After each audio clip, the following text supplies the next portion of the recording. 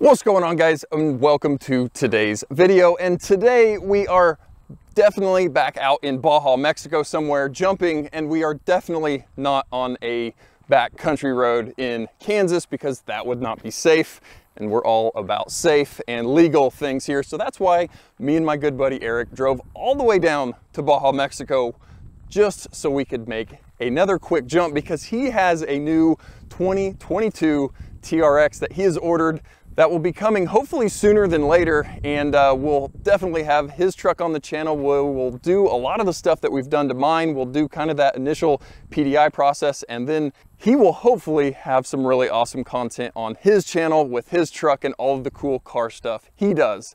So we're gonna get in the truck. We are on dirt this time instead of pavement, so it's at least in its natural habitat out here in the dirt. So we're gonna jump in the truck and see how this train tracks works and hopefully get some cool looking shots for you guys. So let's jump in and go. All right, guys, so like I said, this is my good buddy Eric. We are getting him ready for his new truck to come in so he can get a feel for flying through the air in this one that's not his, so he can you know how to do it. But we just found this new spot, and we thought we'd come out and see what it was all about. And it's a pretty nice, cool, secluded back road area that we really don't have to be too cautious about anybody else, because we've been out here for a little while kind of scouting it out and have seen a total of 0 cars. So I think we're pretty good here on sending it. So I've got the truck in Baja mode since that's what we're doing, and we're gonna kind of roll around 60-ish here off this thing because that kind of seems to be the sweet spot for TRXs and taking flight.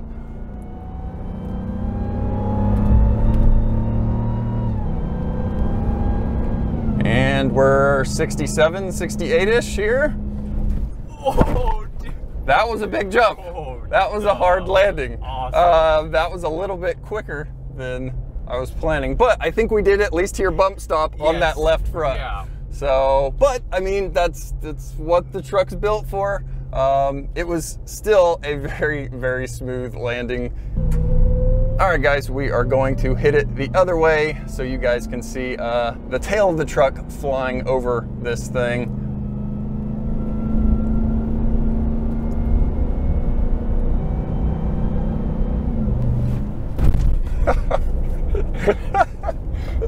So super smooth. That one took off a little kind of angled, I think, like we did the first time, but again, super smooth. We didn't feel any bump stop that time, but it feels like it's doing what it's supposed to do. 62.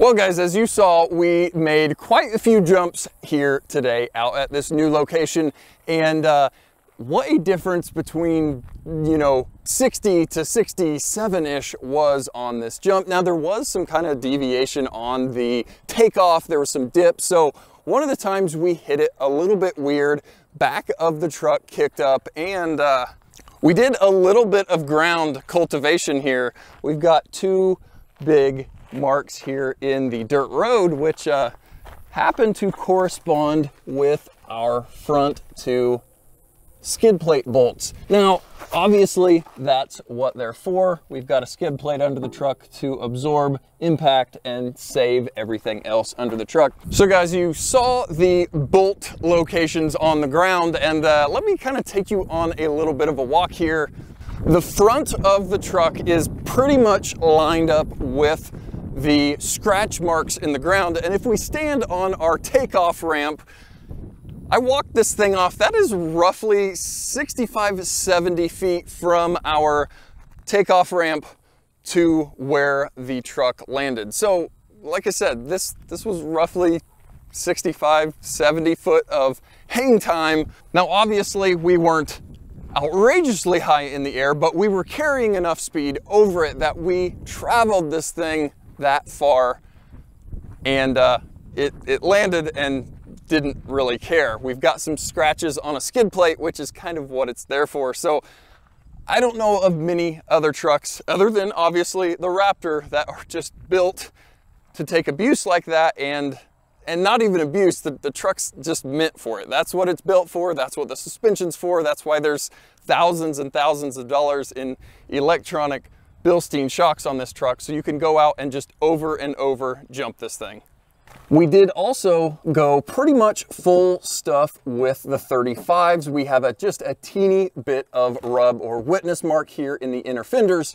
So that kind of shows you one of the things, you know, a lot of guys are buying these trucks and immediately putting 37s on them, which that is great, fine and dandy if you're just going to be driving them on the road. But if you're going to be going off-roading, if you're going to be flexing the suspension, if you're going to be getting the trucks off the ground, if we are already slightly rubbing 35s, you can only imagine what another 2 inches of tire height would have done to the fenders, the fender flares, the inner fenders. It would have been a lot worse. So if you're going to be going out and using that full suspension travel off-road and jumping, it's probably advisable to stay with those 35s, because like we just noticed, we stuffed the 35s all the way up. We used every bit of wheel travel. We did, for the first time, find the bump stops. We had a pretty loud clunk or bump on that left front when we took that initial jump and landed pretty hard, but again, the truck took it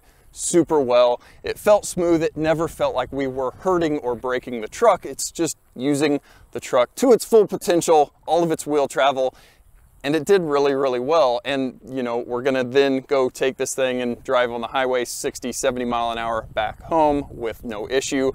That's kind of a cool thing about the truck, is that it is so built, so versatile. You can go out, tow the boat to the lake on the weekends. You can go out and jump it. You can just do a lot of things with it. So guys, thanks for coming along on another Mexico Baja taco run, I guess, if you will. And thanks for watching, and we'll catch you guys next time.